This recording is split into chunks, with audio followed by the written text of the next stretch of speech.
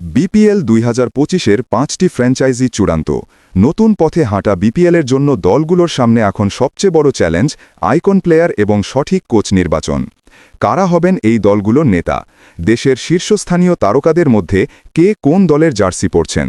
Players ড্রাফটের আগে আমাদের দৃঢ় বিশ্লেষণ, কোন দল কাকে টার্গেট করছে এবং কেন। শুরু করছি রংপুর রাইডার্স দিয়ে।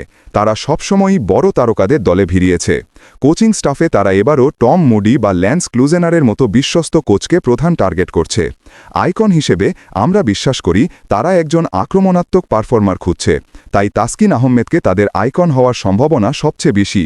তাসকিনকে আইকন করলে তারা মিডল অর্ডারে লিটন দাস এবং অভিজ্ঞ মেহেদী হাসান মিরাজকে দলে নেওয়ার জন্য সর্বোচ্চ চেষ্টা করবে। এবার আসা যাক ঢাকা ফ্র্যাঞ্চাইজিতে। এই দলের ফ্যান বেস সবচেয়ে বড়। তারা এমন একজন নেতা চায় যিনি ফ্যানদের সঙ্গে সংযোগ স্থাপন করতে পারবেন। ঢাকার জন্য সেরা আইকন হবেন তামিম ইকবাল। তার নেতৃত্ব এবং ব্যাটিং সামর্থ্য ঢাকার জন্য অপরিহার্য। কোচিং স্টাফে তারা সালাউদ্দিন অথবা গ্রাহাম ফোর্টের মতো কোচকে প্রধান টার্গেট করছে। তামিমকে আইকন করার পর তারা দ্রুত একজন শক্তিশালী ফিনিশার ও তরুণ প্রতিভাকে টার্গেট করবে। শামীম পাটোয়ারি এবং তৌহিদ হৃদয় তাদের প্রধান লক্ষ্য। উত্তরবঙ্গের ফ্র্যাঞ্চাইজি রাজশাহী হয়তো স্থানীয় প্রতিভাকে কেন্দ্রে রেখে ভবিষ্যতে দল গড়তে চাইছে। আইকন হিসেবে আমরা দৃঢ়ভাবে বিশ্বাস করি নাজমুল হোসেন শান্ত এই দলের নেতৃত্ব দেবেন। বর্তমান ফর্মে তিনি আইকনের যোগ্য দাবিদার। কোচ হিসেবে তারা ড্যানিয়েল ভেট্টোরিয়ের মতো আধুনিক বিশেষজ্ঞ খুঁজছে। শান্তকে আইকন করার পর তাদের দরকার একজন অভিজ্ঞ দেশি পেসার এবং একজন স্পিনার।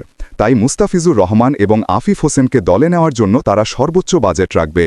এবার ট্রায়াঙ্গেল সার্ভিসেস লিমিটেডের চট্টগ্রাম ফ্র্যাঞ্চাইজির জন্য একজন অভিজ্ঞ নেতার প্রয়োজন। আইকন হিসেবে মুশফিকুর রহিমকে বেছে নেওয়ার সম্ভাবনা প্রবল।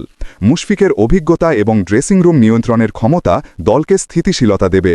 কোচিংয়ে আক্রমণাত্মক খেলার জন্য পল কলিংউড তাদের প্রধান টার্গেট। মুশফিককে আইকন করার পর তাদের দরকার একজন পাওয়ার হিটিং অলরাউন্ডার। শেখ মেহেদী হাসান এবং সাইফুদ্দিনের মতো খেলোয়াড়দের তারা দলে পাওয়ার জন্য জোর চেষ্টা চালাবে। সবশেষে সিলেট ফ্র্যাঞ্চাইজি। একটি শক্তিশালী দল গড়তে তাদের অভিজ্ঞতার দরকার। আইকন হিসেবে আমরা দেখতে পাচ্ছি অভিজ্ঞ মাহমুদুল্লাহ রিয়াদকে। তার ফিনিশিং দক্ষতা এই দলের জন্য অপরিহার্য। কোচিংয়ে স্থানীয় কাউকে অগ্রাধিকার দেওয়া হতে পারে, যেমন আফতাব আহমেদ। ড্রাফট থেকে টার্গেট রিয়াদকে আইকন করার পর তাদের দরকার একজন স্পেশালিস্ট ওপেনার এবং ফাস্ট বোলার। রনি তালুকদার এবং হাসান মাহমুদকে দলে নেওয়ার জন্য সিলেট তাদের কৌশল সাজাবে। আমাদের বিশ্লেষণ অনুসারে এই 5টি ফ্র্যাঞ্চাইজি আইকন নির্বাচনের পর ড্রাফটে মূলত 3 ধরনের দেশি খেলোয়াড়কে প্রধান টার্গেট করছে: পাওয়ার হিটিং অলরাউন্ডার, তরুণ প্রতিভাবান ব্যাটার বা ফিনিশার এবং অভিজ্ঞ ফাস্ট বোলার বা স্পিনার। এই দলগুলো সঠিক শটই নির্ধারণ করবে বিপিএল 2025-এর শিরোপা রেস কতটা প্রতিযোগিতাপূর্ণ হবে। এই ছিল আমাদের বিপিএল 2025-এর 5 দলের আইকন এবং ড্রাফট টার্গেটে চূড়ান্ত ভবিষ্যৎবাণী। প্লেয়ার্স ড্রাফটে হয়তো কিছু চমক আসতে পারে, কিন্তু আমরা বিশ্বাস করি শীর্ষস্থানীয় তারকাদের এই দলগুলোতে যাওয়ার সম্ভাবনা সবচেয়ে বেশি। আপনার মতে আমাদের বিশ্লেষণ কতটা বাস্তবসম্মত? কমেন্ট বক্সে আপনার প্রিয় দল ও তাদের টার্গেট খেলোয়াড়ের নাম জানান।